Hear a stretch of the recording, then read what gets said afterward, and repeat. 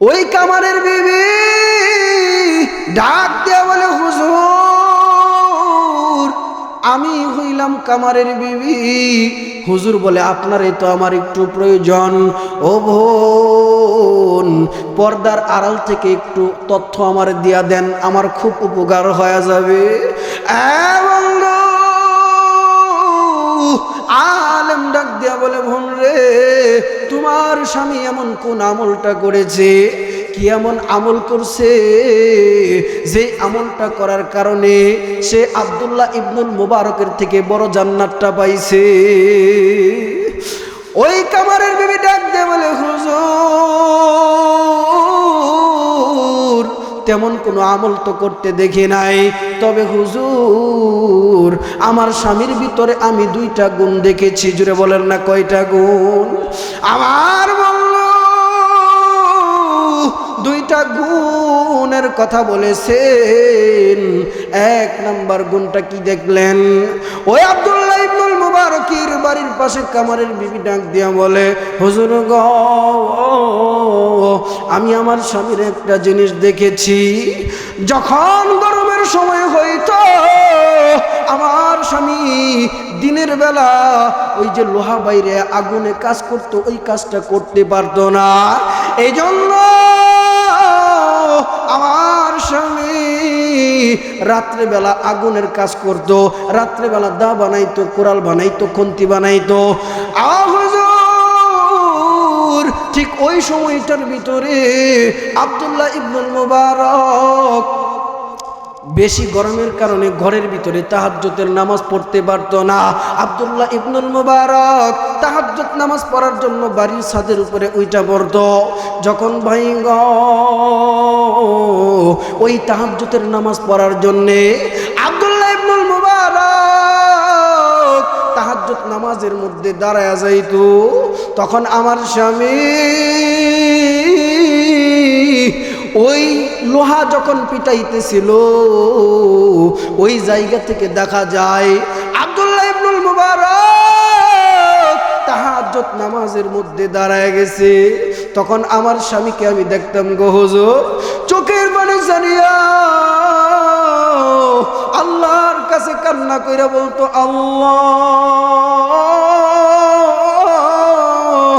আয় আল্লাহ, তুমি আব্দুল্লাহ ইবনুল মুবারকের ধন সম্পদ দান করেছ, তুমি তারে অভাব দেও নাই, অনটন দেও নাই, যার কারণে রাত্রেবেলা আব্দুল্লাহ ইবনুল মুবারক কি সুন্দরভাবে তাহাজ্জুদের নামাজের মধ্যে দাঁড়ায় যায়। আয় আল্লাহ, তুমি তো আমার রিজিকের পেরেশানির মধ্যে ফালাইয়া দিছ। আমার রাত্রেবেলাও দাও বানাইতে হয়, কুড়াল বানাইতে হয়, খন্তি বানাইতে হয়। আমার বলবো এই কথা বলিয়া গো হুজুর আমি দেখেছি আমার স্বামী কান্না কইরা কইতো, আল্লাহ তাআলা কুরআনুল কারীমের ভিতরে বলছেন, وَإِذَا قُرِئَ الْقُرْآنُ فَاسْتَمِعُوا لَهُ وَأَنصِتُوا لَعَلَّكُمْ تُرْحَمُونَ।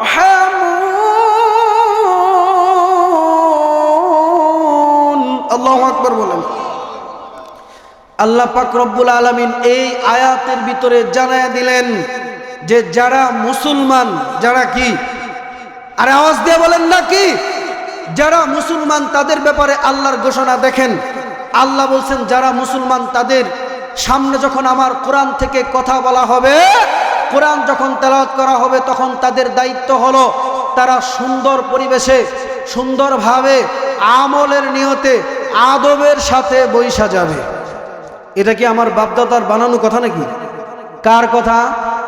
আল্লাহর কথা। তাহলে এখানে কোরআনের আলোচনা শুনতেছেন, এখানে কোরআনের আলোচনা চলতেছে। যদি কোনো ব্যক্তি আশেপাশে দাঁড়ায় থাকে, যদি কোনো ব্যক্তি মাহফিলে না বসে, যদি কোনো ব্যক্তি ওয়াজ শোনার জন্য না বসে, কোনো ব্যক্তি যদি উঠে যায়, তাহলে সে ব্যক্তি আল্লাহর কথা অমান্য করলো কি করলো না? আওয়াজ দিয়ে বলেন, করলো কি করলো না? যারা মুসলমান তারা কখনো আল্লাহর কথা অমান্য করতে পারে? তাইলে আমরা কিন্তু আজকে পরিচয় দিব, যারা রাস্তায় দাঁড়িয়ে আছেন, যারা মেলায় দাঁড়িয়ে আছেন, আজকে এই মাহফিল এখানে প্রতিদিন হবে, কিন্তু মেলা চাইলে আপনি যে কোনো জায়গায় যাইতে পারবেন। দোকানের অভাব নেই, রাস্তাঘাটে মেলা জমে, বাজারে মেলা জমে। জিলাপির দোকান তো আপনি বাজারের দিন গেলেই আপনি পাবেন, কিন্তু এই প্রোগ্রামটা, এই মাহফিলটা প্রতিদিন হবে না। এজন্য যারা আল্লাহর কথা মানতে চান তাদেরকে আমি অনুরোধ করে বলবো, একজন ব্যক্তিও আশেপাশে দাঁড়িয়ে থাকবেন না, আল্লাহর কোরআনের কথাগুলো শোনার জন্য বৈশা যাবেন। আল্লাহ কিন্তু ঘোষণা দিছেন, যারা আমার কোরআনের কথাগুলো শোনার জন্য বৈশা যাবে, যারা বৈশা যাবে, আল্লাহ বলেন লাআল্লাকুম তুরহামুন, আমি আল্লাহ তাদের উপরে রহমত নাজিল করব। বলেন না সুবহানাল্লাহ, আরো জোরে বলেন না সুবহানাল্লাহ। আমি আপনারা কি ঘুমায় গেছেন নাকি? ঘুমায়েন না, ঘুমাইলে কিন্তু ভাই খুব ঝামেলা।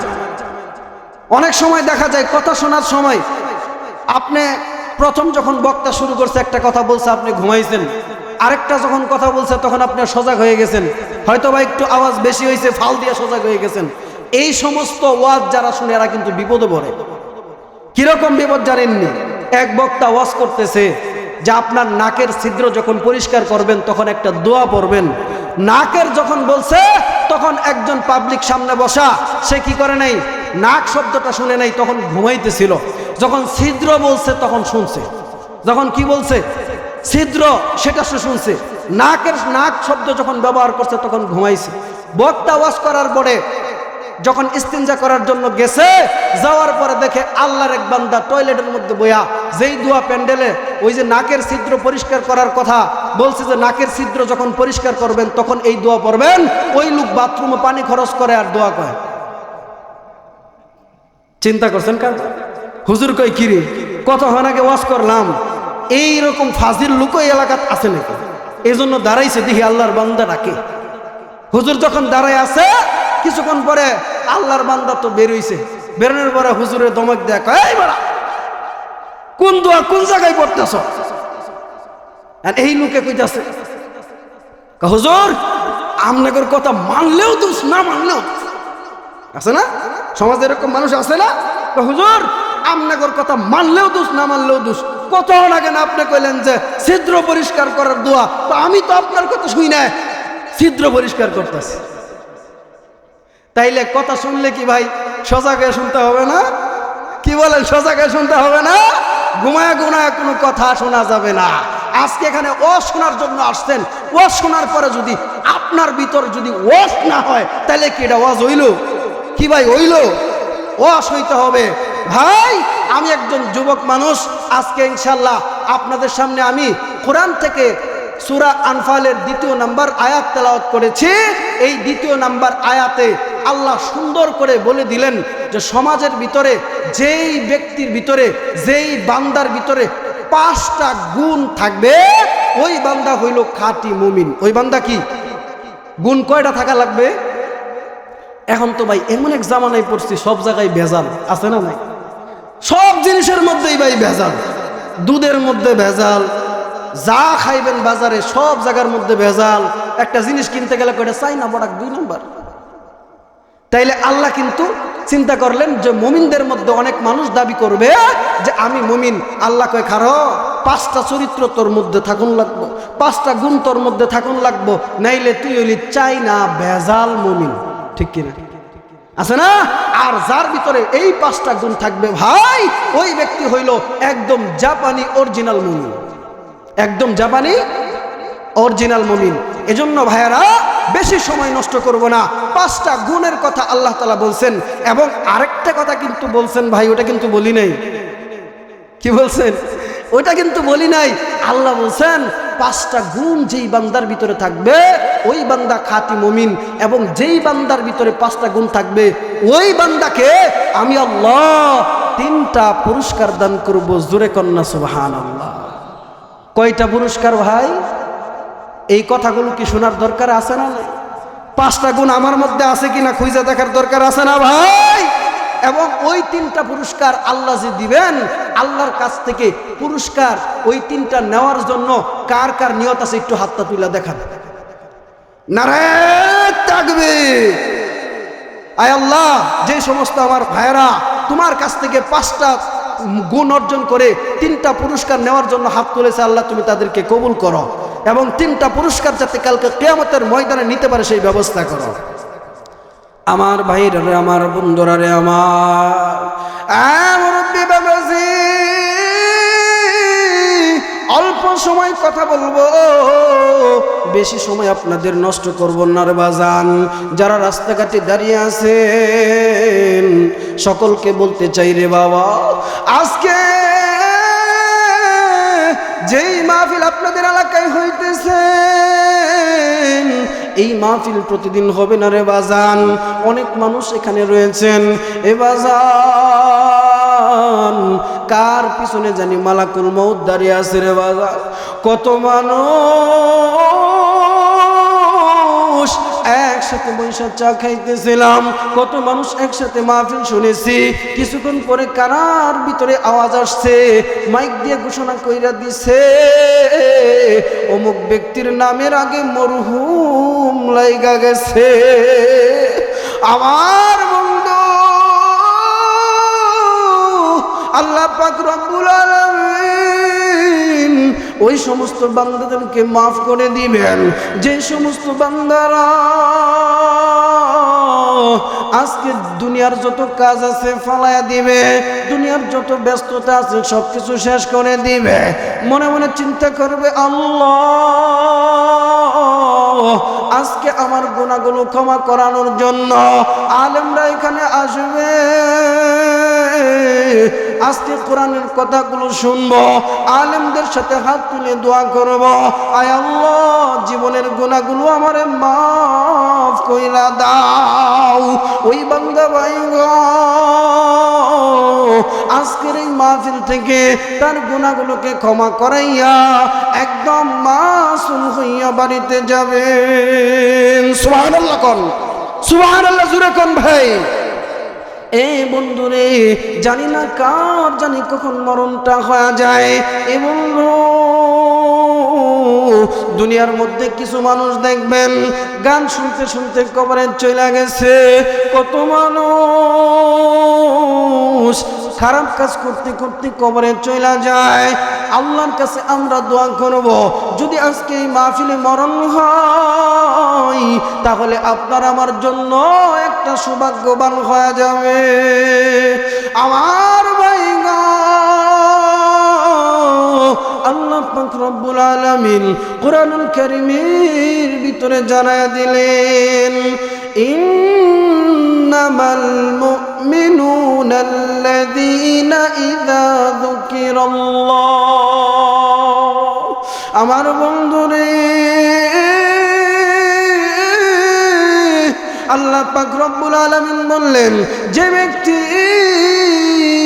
খাঁটি মুমিন থাকবে ওই ব্যক্তির 1 নম্বর গুণ থাকবে, তার সামনে যখন আল্লাহ পাক রব্বুল আলামিনের নাম স্মরণ করায় দেওয়া হবে, আল্লাহর নাম ওই বান্দার সামনে যখন স্মরণ করায় দেওয়া হবে, আমার ভাইরা ওই ব্যক্তির অন্তরটা ভয়ে থরথর করে কাঁপতে থাকবে।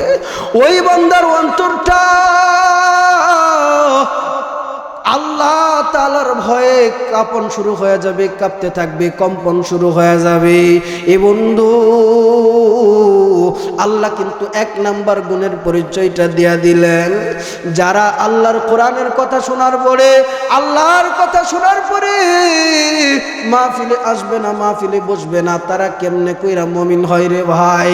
মুমিন তো তারাই যারা আল্লাহর কথাগুলো শোনার পরে মাহফিলে চলে আসছে। এবং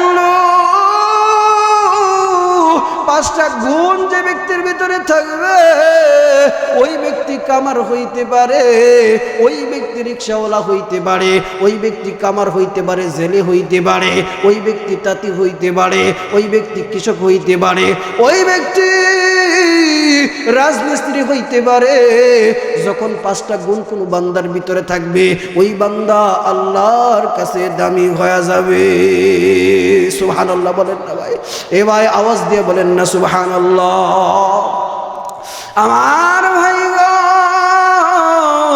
আব্দুল্লাহ ইবনুল মুবারক জামানার বিখ্যাত একজন ওলি ছিলেন, জামানার বিখ্যাত একজন সাইকুল হাদিস ছিলেন। আল্লামা ইবনুল দুনিয়ার জমিন ছেড়ে যখন চলে গেছেন, ওই এলাকার ভিতরে আব্দুল্লাহ ইবনুল মুবারকের একজন খলিফা, একজন ভক্ত আলেম রাত্রিবেলা ঘুমায়া বাইরে স্বপ্নের ভিতরে দেখে আব্দুল্লাহ ইবনুল মুবারক জান্নাতের ভিতরে ঘুরতেছে। বলেন না সুবহানাল্লাহ। আব্দুল্লাহ ইবনুল মুবারক জান্নাতের ভিতরে ঘুরতেছে। এই অবস্থা দেখিয়া ওই আলেম ডাক দিয়া বলে, ওগো আল্লাহর ওলি, আপনি যেমন দুনিয়ার জমিনে আমল করছেন, আল্লাহ ঠিক তেমন জান্নাতটাই আপনারে দিয়েছে। অনেক সময় কয় না, যেমন কর্ম করছো তেমন ফল, আছে না নাই? বলেন তুমি যেমন কর্ম করছো তেমন ফল। আমার ভাইরা, আমার বন্ধু, ওই আলেম ডাক দিয়া বলেন, ওগো আল্লাহর ওলি আব্দুল্লাহ ইবনুল মুবারক যেমন আমল করছেন, আল্লাহ আপনারে ঠিক তেমন জান্নাত দান করেছেন। আব্দুল্লাহ ইবনুল মুবারক ডাক দিয়া বলে, রে আলেম, যেমন আমল করছি ওই আমল মতন জান্নাতটা আমি পাই নাই। ও আলেম, তুমি তো জানো না রে আলেম, আমার বাড়ির সামনে একজন কামারের বাড়ি ছিল, ওই কামার আমার থেকে বড় জান্নাত পাইছে। সুবহানাল্লাহ। এই কথা শোনার পরে আমার ভাই গো, ওই আলেমের ঘুম ভেঙে গেছে। আলেম কয়, হায় হায়, এটা কেমন ব্যাপার হয়ে যায়? জামানার এত বড় একজন ওলি, তার থেকে বড় জান্নাত একজন কামার পাইছে, কেমনে সম্ভব হয়ে গেছে? আলেমের মাথার মধ্যে চিন্তা ঢুইকা গেছে। এ ভাই, আপনারা যদি শুনেন, আল্লামা আহমদ শফি, আল্লামা জুনায়েদ বাবুনগরী, শাইখে বালিয়া গিয়াসউদ্দিন রহমাতুল্লাহি আলাইহির থেকে আপনার এলাকার কোনো একটা রিকশাওয়ালা যদি বড় জান্নাত পায়, আপনি কি আশ্চর্য হবেন কি হবেন না? এ ভাই আওয়াজ দিয়ে বলেন, হবেন কি হবেন না? এবং আপনার ভিতরে একটা লোভ লালসা জায়গা যাবে। দুনিয়ার ভিতরে যদি বলে ওই জায়গার ভিতরে টাকা পাওয়া যায়, টাকার লোভ মানুষের আছে না নাই? এবাজান, টাকার লোভ কিন্তু মানুষের আছে। দেখা যায় দৌড় দিয়া টাকা আনার জন্য চইলা যাবে। আলেম,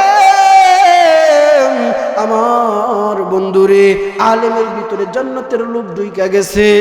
আলেম সকালবেলা ঘুম থেকে উঠিয়া দৌড় দিয়া ওই কামারের বাড়িতে চইলা গেছে।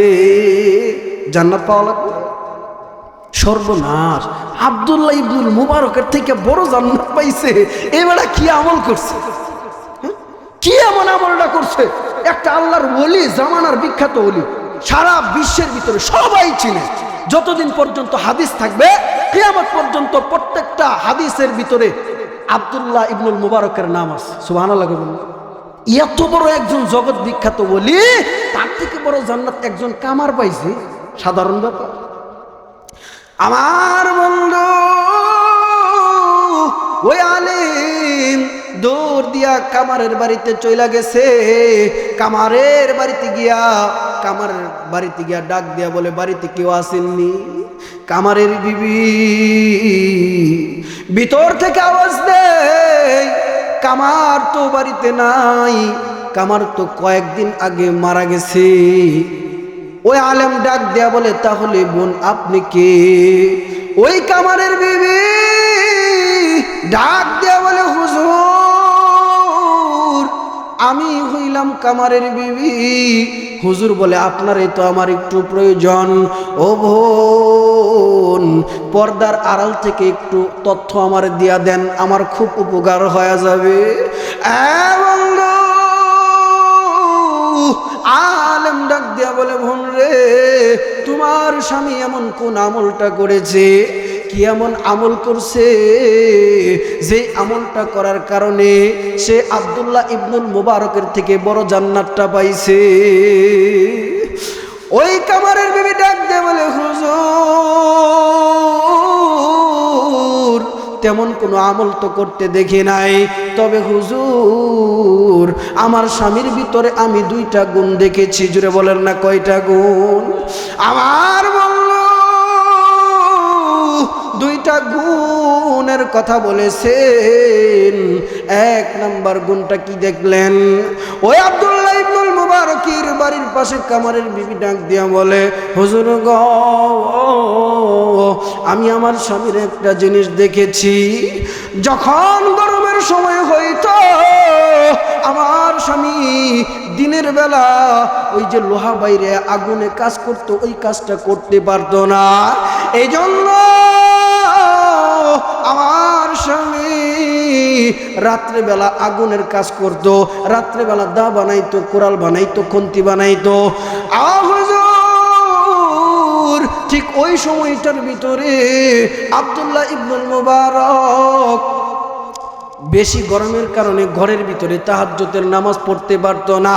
আব্দুল্লাহ ইবনুল মুবারক তাহাজ্জুদ নামাজ পড়ার জন্য বাড়ির ছাদের উপরে উইঠা পড়তো। যখন ভাই গো ওই তাহাজ্জুদের নামাজ পড়ার জন্যে আব্দুল্লাহ ইবনুল মুবারক তাহাজ্জুদ নামাজের মধ্যে দাঁড়ায়া যাইতো, তখন আমার স্বামী ওই লোহা যখন পিটাইতেছিল ওই জায়গা থেকে দেখা যায় আব্দুল্লাহ ইবনুল মুবারক তাহাজ্জুদ নামাজের মধ্যে দাঁড়ায় গেছে। তখন আমার স্বামীকে আমি দেখতাম গো হুজুর চোখের পানি ছাড়িয়া আল্লাহর কাছে কান্না কইরা বলতো,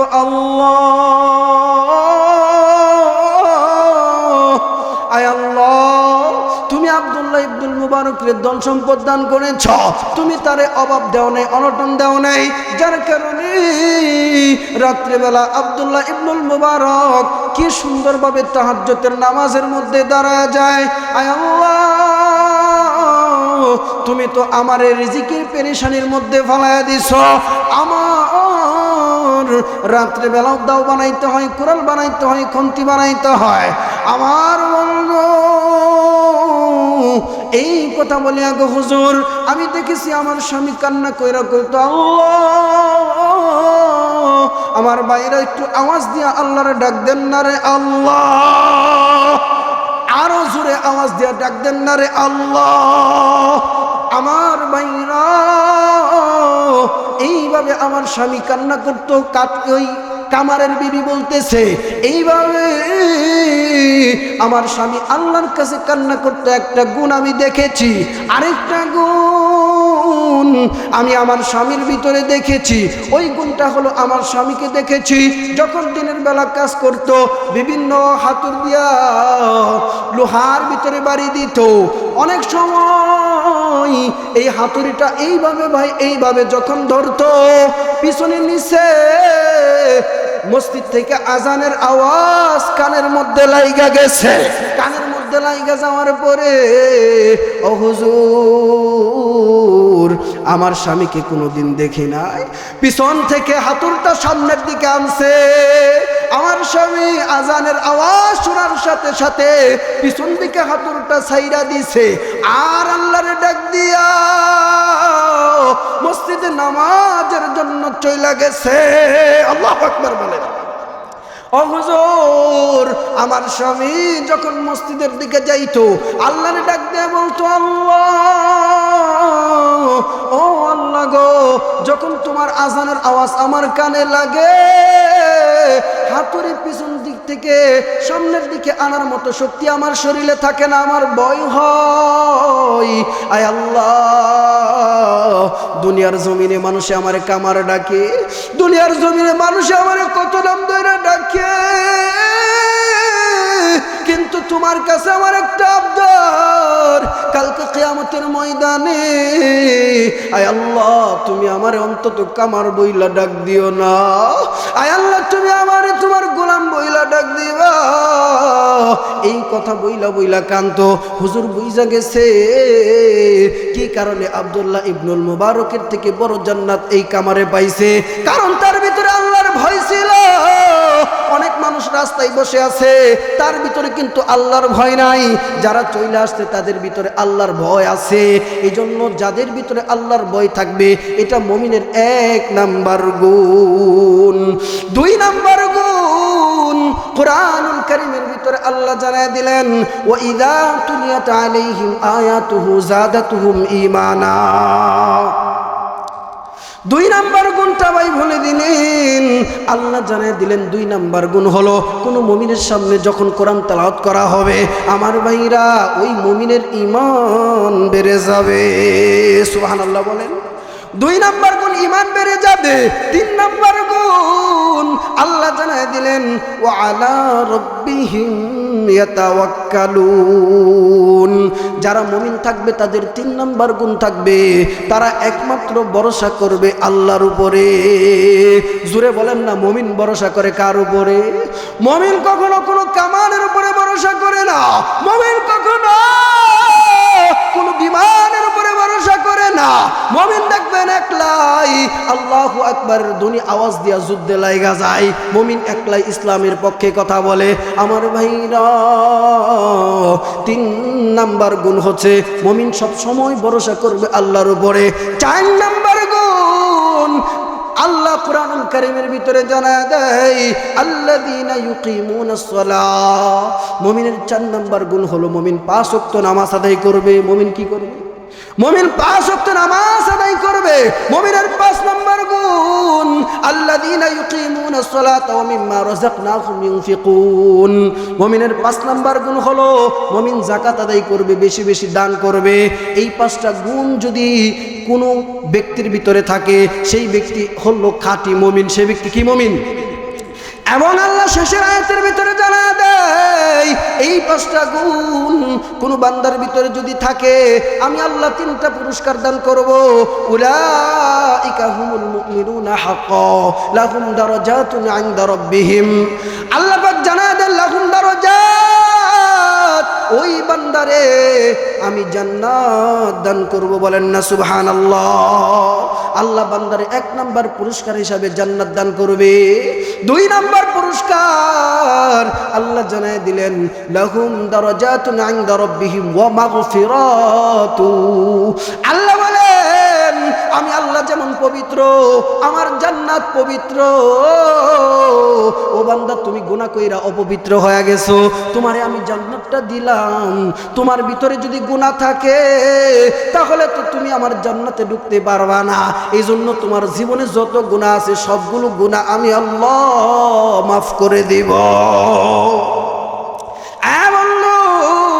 3 নাম্বার পুরস্কার ওয়া রিজকুন কারীম। আল্লাহ বলেন, ওই 5টা গুণ যেই বান্দার ভিতরে থাকবে, আমি আল্লাহ তার হালাল রিজিকের ব্যবস্থা করে দিব। বলেন না সুবহানাল্লাহ। এই জন্য বন্ধু আর দাঁড়ায় থাকবেন না, আর আশেপাশে দাঁড়ায় থাকবেন না, চলে আসেন আজকে মাহফিলে আলেমদের সাথে যদি দোয়াটা করতে পারেন। এখানে কত যুবক কেমন আছে রে, ওই যুবক মাকে কবরে রাইখা আসছে। এমন কোন মুরব্বী আছেন তার বাবাকে কবরের ভিতরে রাইখা আসছে। কত মানুষ মাহফিল শোনার জন্য আসার সময় মাকে ডাক দিয়ে আসছে, রে মা মাহফিলে যাইতেছি। কত মানুষ বাবার সাথে আসছে, বলছে বাবা আমি মাহফিলে যাইতেছি। কিন্তু এখানে এমন হতভাগা এতিম সন্তান আছে, মানুষে মা বলে সে দাঁড়ায় দাঁড়ায় কান্দে, মানুষে বাবারে ডাকে দাঁড়ায় দাঁড়ায় কান্দে, আছে না নাই? এজন্য বন্ধুরে আমি আর বেশি কথা বলবো না, আপনাদেরকে একটা কথা বলে শেষ করে দিতে চাই। আজকে আপনারা আসেন, ওলামায়ে কেরাম বসে আছেন, তাদের জন্য, তাদের সাথে হাত তুলে যদি আপনার ওই মা বাবার জন্য একটু দোয়া করতে পারেন, একটু চোখের পানি যদি ফেলা দিতে পারেন, তাহলে আপনার ওই মা বাবার কবরটারে আল্লাহ জান্নাতের বাগান বানায় দিবেন। আসলে সময় সংক্ষিপ্ত থাকলে বেশি কথা বলা যায় না। অল্প একটু সময় পাইলাম, তার মধ্য থেকে যতটুকু পেরেছি আপনাদের সামনে আলোচনাটা ওইভাবেও কিন্তু শেষ করতে পারিনি। যাই হোক, মাহফিলের মূল্যবান সময় আমি নষ্ট করতে চাই না। আপনারা কষ্ট করতেছেন, অনেক ওলামায়ে কেরাম আছেন, ওনারা আলোচনা করবেন, আপনারা ধৈর্যের সাথে বসবেন। আপনাদের কাছে আমি দোয়া চাচ্ছি, আমার জন্য দোয়া করবেন, আমিও আপনাদের জন্য দোয়া করি। এবং যেই আলোচনাগুলো করলাম এবং শুনলাম, আল্লাহ তাআলা আমাদের সকলকে এই আলোচনার উপরে আমল করার তৌফিক দান করুক। সকলে বলেন আমিন। ওয়া আখিরি দাওয়ানা আলহামদুলিল্লাহি রাব্বিল আলামিন। আসসালামু আলাইকুম ওয়া রাহমাতুল্লাহি ওয়া বারাকাতুহু।